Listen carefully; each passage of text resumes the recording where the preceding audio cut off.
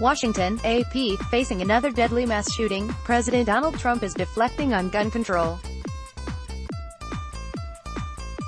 Over the weekend, he pointed to mental illness as a likely culprit behind recent shootings in Texas and elsewhere, though criminologists routinely cite gun ownership as a far better predictor of public mass shootings than indicators of mental illness. There were no immediate indications Sunday that mental illness contributed to the shootings that killed 7 and injured 22 others in Texas, a state with one of the most lenient gun control laws. Trump also repeatedly marveled over Hurricane Dorian's size, incorrectly telling the public about its potential path and suggesting he's never heard of a Category 5 storm before. Dorian, in fact, it is the fourth Category 5 storm to happen under his watch. The claims capped a week of distortion by Trump on various fronts, from the economy to Iran and North Korea. Here's a review. Hurricane Dorian. Trump, in addition to Florida, South Carolina, North Carolina, Georgia, and Alabama, will most likely be hit much harder than anticipated. Tweet Sunday. Trump, the original course was dead into Florida. Now it seems to be going up toward South Carolina, toward North Carolina. Georgia's going to be hit. Alabama's going to get a piece of it, it looks like, remarks to reporters Sunday. The facts: Alabama is expected to be spared. As of Sunday, the National Hurricane Center forecast Dorian to be 40 to 50 miles off the Florida coast on Tuesday and Wednesday, with hurricane-force wind speeds extending about 35 miles to the west. Alabama will not see any impacts from. We repeat, no impacts from hurricane. The system will remain too far east. Few, if any, meteorologists put Alabama in its path. Asked if Trump had been briefed about the impact to Alabama, Christopher Vaccaro, a spokesman for the National Oceanic and Atmospheric Administration, wrote in an email, "The current forecast path of Dorian does not include Alabama, Trump. I'm not sure that I've ever even heard of a Category 5. I knew it existed and I've seen some Category 5s. You don't even see them that much. But a Category 5 is something that I don't know that I've ever even heard the term other than I know it's there," remarked Sunday at FEMA headquarters. The facts: in his third hurricane season as president, Trump has had plenty of exposure to Category 5 storms. He made the same claim 2 years ago, saying he wasn't aware of Category 5 storms until Hurricane Irma. In Florida, you got hit with the strongest winds ever recorded. It actually hit the Keys with it was a Category 5. Never even knew a Category 5 existed," Trump said in September 2017. Since then, he's repeatedly marveled about the size of the storms, and by extension, his administration's response to it, including Category 5 hurricanes Irma and Maria in 2017, Michael in 2018 and now Dorian. Having 4 Category 5 hurricanes in 3 years is more than any other president in history. George W. Bush had 8 such hurricanes in 8 years. Barack Obama, Bill Clinton and Ronald Reagan only had 1 during their 2 terms in office, while George H.W.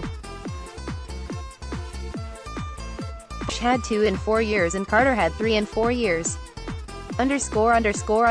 Trump on hurricane aid, will it ever end? Congress approved $92 billion for Puerto Rico last year, an all-time record of its kind for anywhere. Tweet Tuesday. Trump on Puerto Rico. Congress approved billions of dollars last time, more than any place else has ever gotten. Tweet Wednesday. The facts: his figure of $92 billion is wrong, as is his assertion that the U.S. territory has set some record for federal disaster aid. Congress has so far distributed only about $14 billion for Puerto Rico. It's a false claim he's made repeatedly. The White House has said the estimate includes about $50 billion in expected future disaster disbursements that could span decades, along with $42.7 billion approved. That $50 billion in additional money, however, is speculative. Based on Puerto Rico's eligibility for federal emergency disaster funds for years ahead, involving calamities that haven't happened. That money would require future appropriations by Congress. Even if correct, $92 billion would not be the most ever provided for hurricane rebuilding efforts. Hurricane Katrina in 2005 cost the U.S. government more than $120 billion, the bulk of it going to Louisiana. Trump frequently inflates and complains about the amount of disaster aid that Congress foolishly gave Puerto Rico after the deadly destruction from Hurricane Maria in 2017. He has talked as if he does not recognize the U.S. territory as American and, in an April tweet, said Puerto Rico officials only take from USA. Hurricane Dorian inflicted limited damage in Puerto Rico and the Virgin Islands before intensifying on its track toward the U.S. mainland. ____gun violence. Trump, addressing the mass shooting in Odessa, Texas, for the most part, sadly, if you look at the last 4 or 5 going back, 5 or 6 or 7 years for the most part, as strong as you make your background checks, they would not have stopped any of it. So it's a big problem.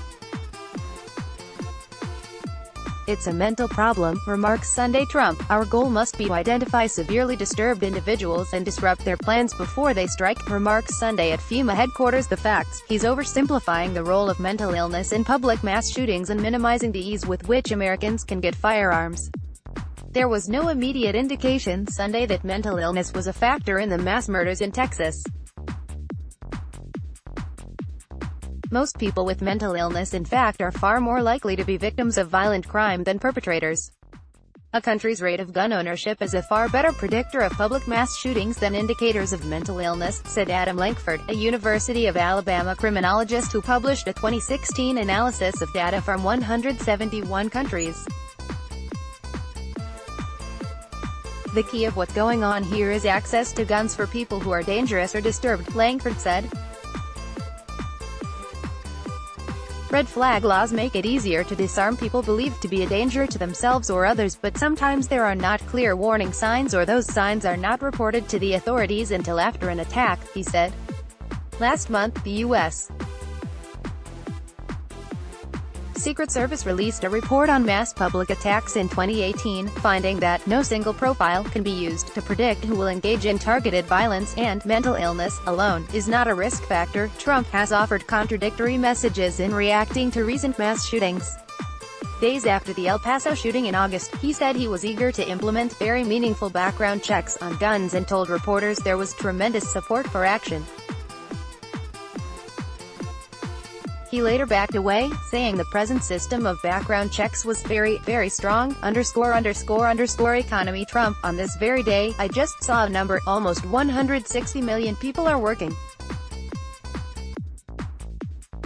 The most ever in the history of our country. I mean, we have incredible numbers, remarks to reporters Friday. The facts, he's correct, but that's because of population growth. A more relevant measure is the proportion of Americans with jobs, and that is still far below record highs. According to Labor Department data, 60.7% of people in the United States 16 years and older were working in July. That's below the all-time high of 64.7% in April 2000, though higher than the 59.9% when Trump was inaugurated in January 2017.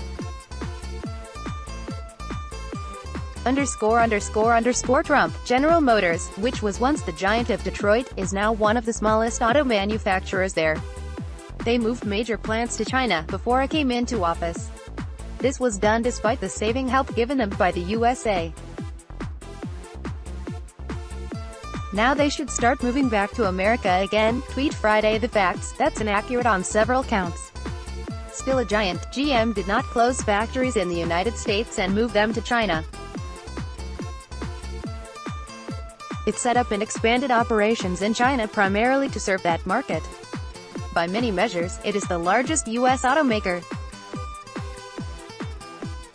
The company made more money last year than crosstown rivals Fiat, Chrysler and Ford, and GM sold more vehicles in the U.S. than the other two. It remains the largest Michigan-headquartered employer in the state, with a workforce of 52,000 outpacing that of Ford, the state government and Fiat Chrysler, according to an analysis this year by Crain's Detroit Business In Southeast Michigan, it was number 2, behind Ford, and ahead of Fiat Chrysler.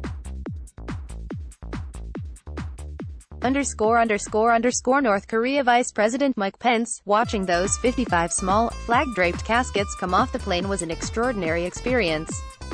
We brought back our heroes, and there's more to come, remarks Wednesday to the American Legion Veterans Group. The facts: no remains of U.S.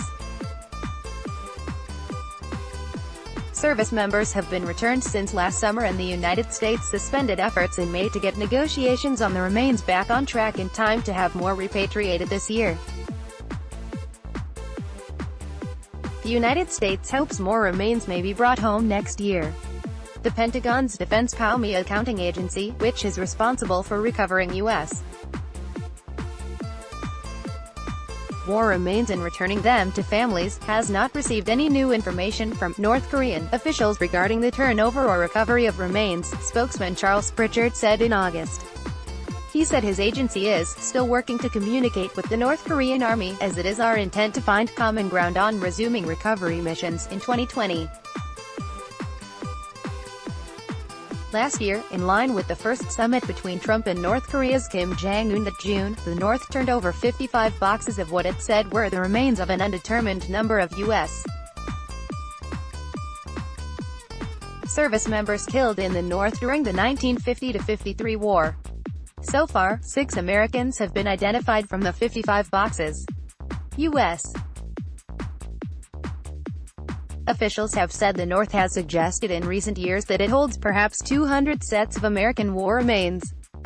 Thousands more are unrecovered from battlefields and former POW camps. The Pentagon estimates that 5,300 Americans were lost in North Korea. Trump on North Korea's leader. With respect to North Korea, Kim Jong-un, who I've got to know extremely well, the First Lady has gotten to know Kim Jong-un, and I think she'd agree with me. He is a man with a country that has tremendous potential. News conference on August 26 with French President Emmanuel Macron. The facts: Melania Trump doesn't know Kim. They have never met. White House Press Secretary Stephanie Grisham said that Trump confides in his wife on his relationship with Kim and feels like she's gotten to know him, too, like this. Like loading. Let's block ads. Why?